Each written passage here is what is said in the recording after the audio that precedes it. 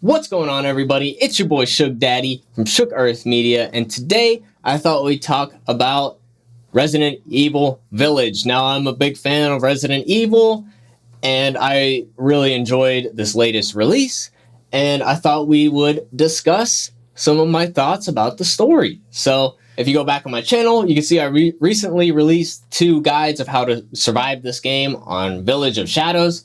So, if you're struggling with that, definitely check those videos out. I probably waited too long to put those out, but regardless, I don't care. This channel is for what I want to talk about, so that's what we're going to do.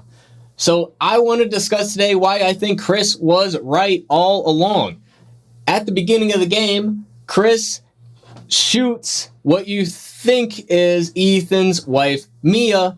He seemingly shoots her in cold blood. Now, at the end of the game, spoiler alert, at the end of the game, you find out it wasn't actually Mia, it was a shape-shifting Miranda, a bioweapon that he was tasked with taking down. Now, he gets berated throughout the game, even by his own subordinates, for the decision not to tell Ethan about Miranda, but I think he was 100% right, and any other interpretation to me is unrealistic. Now, in real life, you do not tell the spouse of somebody you're about to arrest that an arrest is incoming for obvious reasons.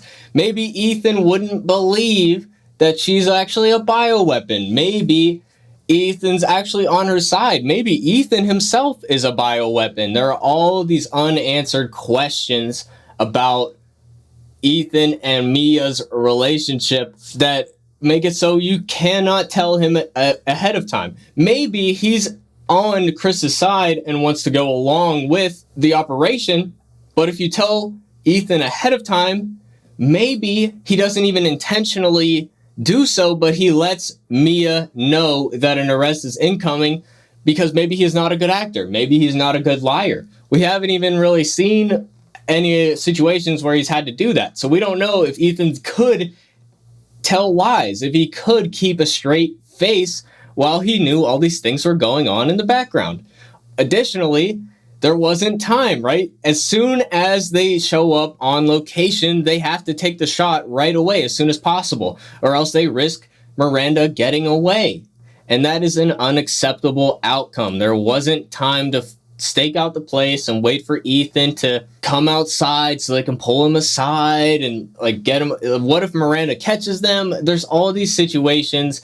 And like I said, Ethan probably wouldn't even have believed it at first. He probably would have taken Mia's side because that is his wife and the mother of his child. He's not going to simply give her up like that, at least until he knows where the real Mia is, which Chris didn't even know until the end of the game.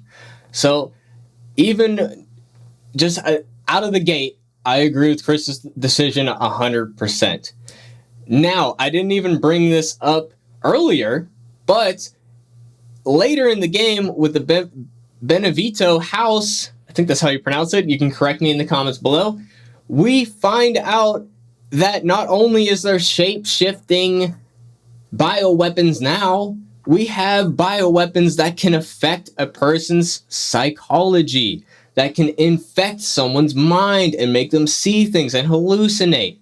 Now, what if Miranda was one of those bioweapons? Now we're in this realm where any bioweapon that we don't know the full extent of their abilities, we have to work on the assumption that it could be some psychological effects at play. What if Ethan's on his side and he can manage to lie, but Mia, aka Miranda, is in his head? What if she already knows everything that he knows?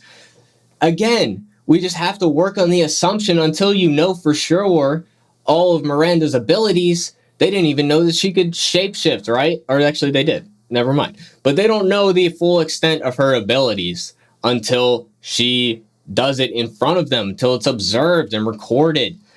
Scientifically, we have to work on the assumption that any bioweapon could have psychological impacts now that we are in that era of Resident Evil. Now, I have my misgivings about where that might lead the series down the line, but it's an interesting concept, and we have to think about how that could affect the operations. I mean, they have to take that into account every time they encounter a new bioweapon. Now, I have my own theory. I'm sure that other people have discussed it as well, that Miranda was there longer than we think she was, and I'll just say it's more than 9 months, I suspect, meaning that I think that the child Rose is actually Miranda's child as well. Of course, we'll have to wait until the next game to find out for sure, but that's my working theory, because at the end of the game, you will notice in the final boss battle with Miranda, which I have a guide for, by the way, but the final boss battle with Miranda, Ethan is constantly saying that she's my daughter, not yours. She doesn't correct him. She doesn't correct the record there, and she's trying to bring back a child of hers that died. Now, it would make a lot more sense if she's trying to use a child that actually has her DNA, right? Wouldn't you think? How long did she have Mia locked up? We don't know. We didn't get any confirmation on that. So maybe she didn't even know. Yeah, maybe it is actually Miranda's child. But that's just a speculation at this point.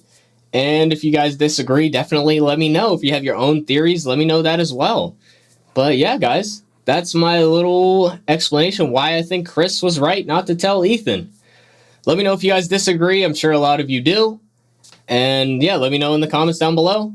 Of course, he should have told Ethan later on, but those scenes were written such that there's such little time before the sea monster attack and all of that. Of course, the whole plot of the game wouldn't have worked if we got that information. So, of course, they had to write that scene that way. But, yeah. So, yeah, Chris was right. End of story. See you guys later. Peace out.